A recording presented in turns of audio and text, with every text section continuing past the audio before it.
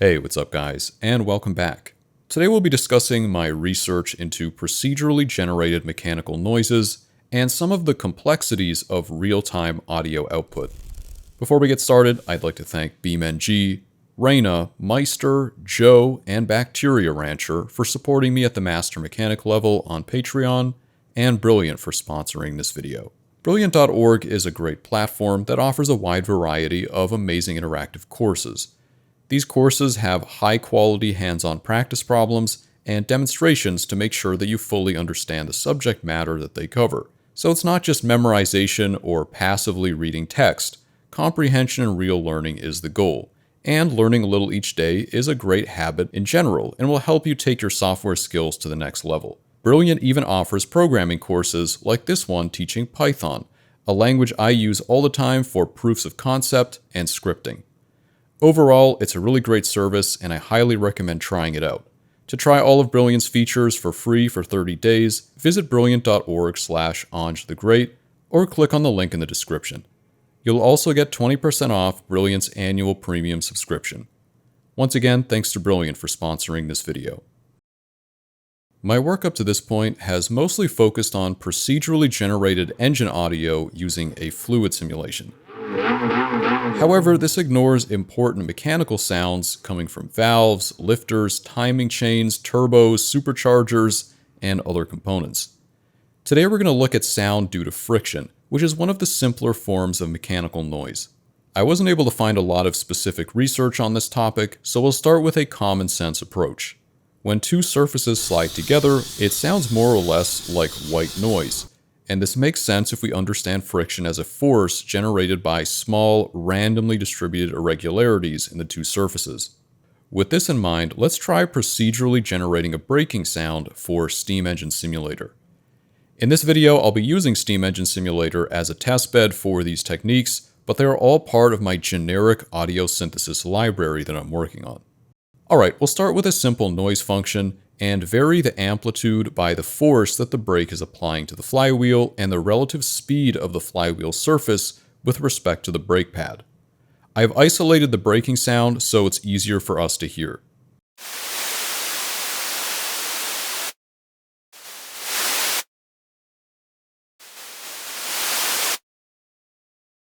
We're on the right track, but just modulating the amplitude isn't enough to make this sound realistic. Given our assumptions about the source of this noise, it would make sense that the frequency content shifts up as the relative speed between the surfaces increases. We can apply a low-pass or band-pass filter that shifts its transfer function based on this relative speed, and this already sounds much better.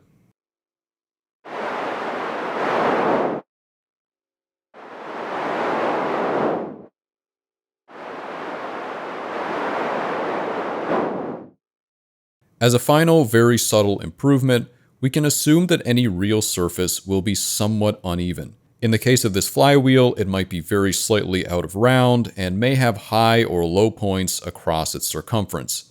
We can use this to modulate the brake pressure very slightly and add a final layer of complexity to the audio signal. And the end result is a fairly believable braking sound for our engine.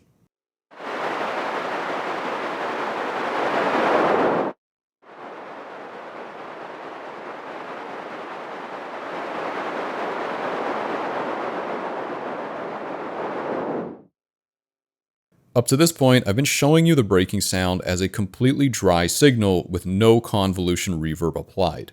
Having realistic reverb does improve realism slightly. However, if we use the impulse response that the rest of the steam engine uses, it actually detracts from the audio quality.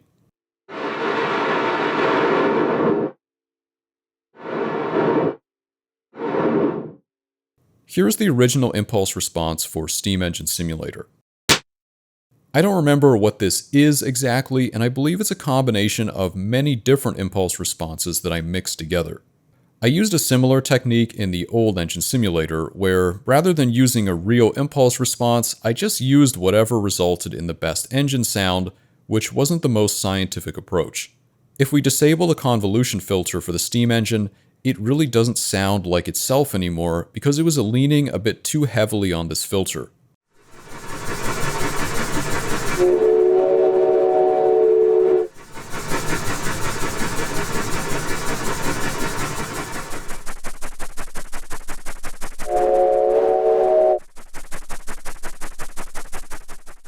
Now, it is normal for things to sound strange when listened to without the reverberations of their surrounding environment. The Action Lab demonstrated this when they popped a balloon in an anechoic chamber, and it sounded nothing like a stereotypical balloon pop. Reverberations from the environment are critical to decent sound synthesis. However, it's pretty clear that the reliance on this filtering step is excessive in my older simulations, and needing different impulses for different components sets off alarm bells in my head. Now, the simplest and most physically realistic option is to just use a measured impulse response of a real space. Like this example taken in a large hall, or this impulse response measured in an outdoor environment. But this just creates a new problem. The computational complexity of evaluating the convolution filter increases as the impulse response gets longer, and these signals are just too long to use in real time. It was for this reason that I optimized the impulse response in Steam Engine Simulator to be very short, just around 1/10 of a second. My CPU could handle at most a 0.5 second impulse response, but this is still not long enough for decent audio. To fix this, I applied some SIMD techniques to the convolution algorithm to make it about 7 times faster, which allows us to use these much longer impulse responses. Unfortunately, this didn't fix everything, and in fact, it kind of made things worse because it does less to hide the failings of the base signal. So while the break sounds better, the steam sounds are less believable.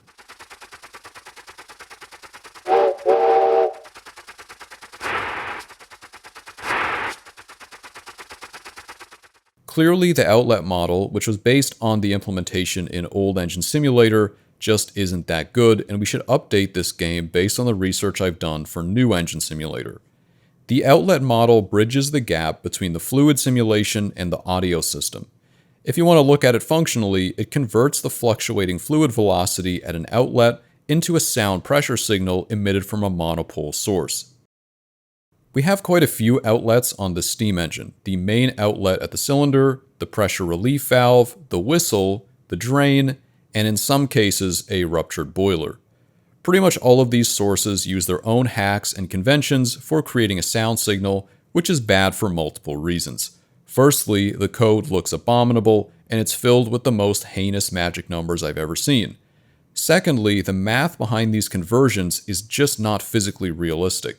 Probably the most annoying issue, though, relates to audio mastering, which is kind of related to my first point.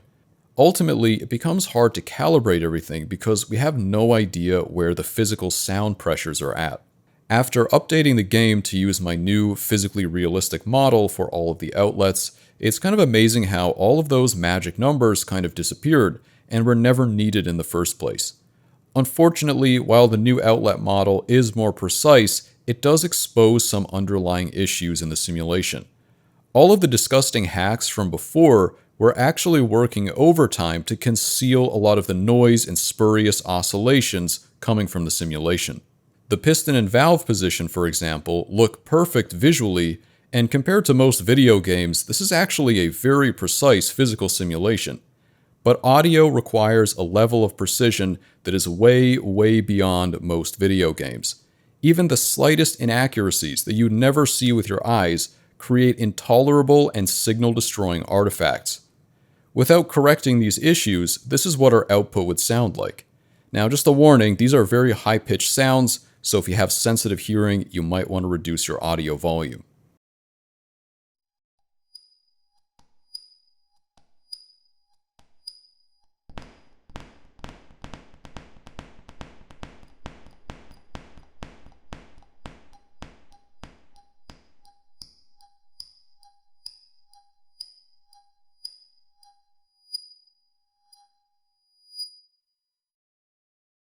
If we look at the piston position on a graph, it looks pretty flawless, so it's hard to see what's going on. If we look closely though, we can see some sort of quantization happening. This is because the physics engine does not run at the same frequency as the fluid simulation. Linearly interpolating between those samples does help with this, but there are still some artifacts present. Keep in mind that these oscillations are on the order of micrometers, much smaller than a human hair, but those vibrations are enough to completely ruin our audio signal. We can see this on the audio spectrogram, where these lines suggest a constant non-physical oscillation is happening. Just by looking at the plotted piston position though, it's hard to tell where the issue is. However, if we look at the derivative of the piston position, or in other words, the piston velocity, we can see many random oscillations. We can filter some of these off using a low-pass filter, but we need to be careful. Applying a low-pass filter will result in a slight phase shift of the signal, so we will be trading positional accuracy for less artifacts. In Steam Engine Simulator, I'm using a maximum tolerance of 1/10 of a millimeter, and this results in a phase shift of a fraction of a millisecond. But for our purposes, it's still within the simulation's error tolerance. Alright, now that we've upgraded the outlet model and mostly solved the physics engine jitter issue, we can continue what we were doing before and add the remaining mechanical sounds. We'll use the same principles that we used for the brake and add a piston to cylinder while sliding sound and sliding sounds for all of the other linkages in the engine. The physics engine I made outputs all the computed forces from all constraints, so we can use things like the horizontal force from the piston to cylinder wall constraint as a multiplier to modulate the friction sound. This allows us to clearly hear when the engine is under load, since the cylinder wall to piston force will be higher.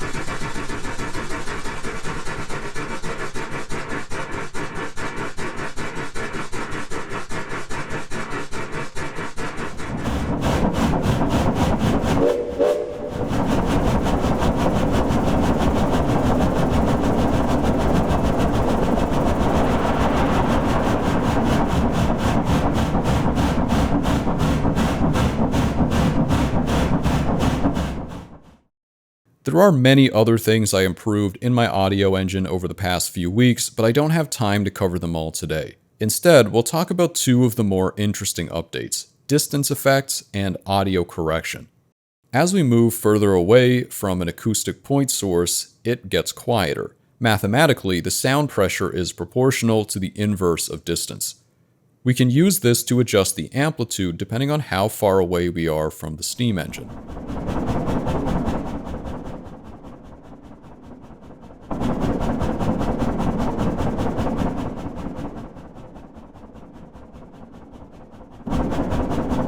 As we get farther away, we also tend to hear more of the reverb of the ambient space as opposed to the dry sound signal from the engine.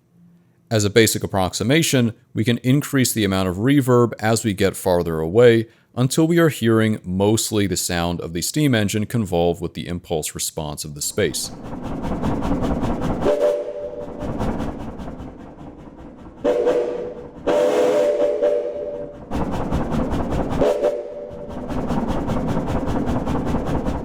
Finally, high-frequency components tend to dissipate more quickly with distance. As a first-order approximation, we can use a low-pass filter and adjust its cutoff based on the distance from the source.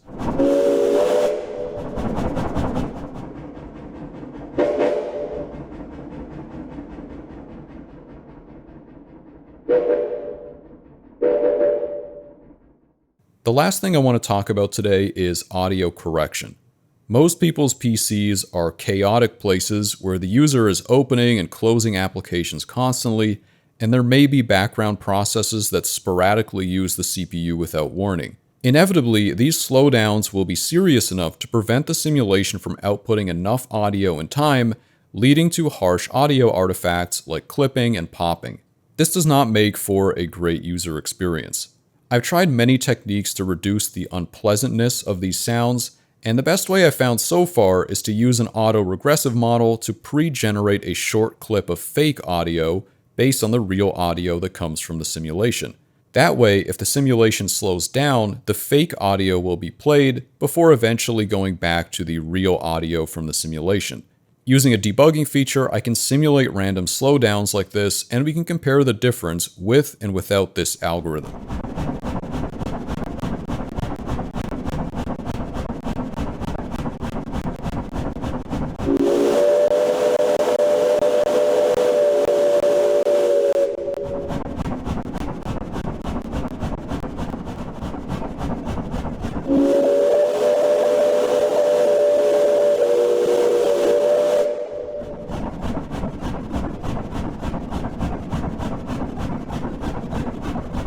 The predictive model converts the clipping and popping sounds into something much more tolerable. To me, it sounds like a sudden decrease in bitrate, or maybe very heavy audio compression, or something like that.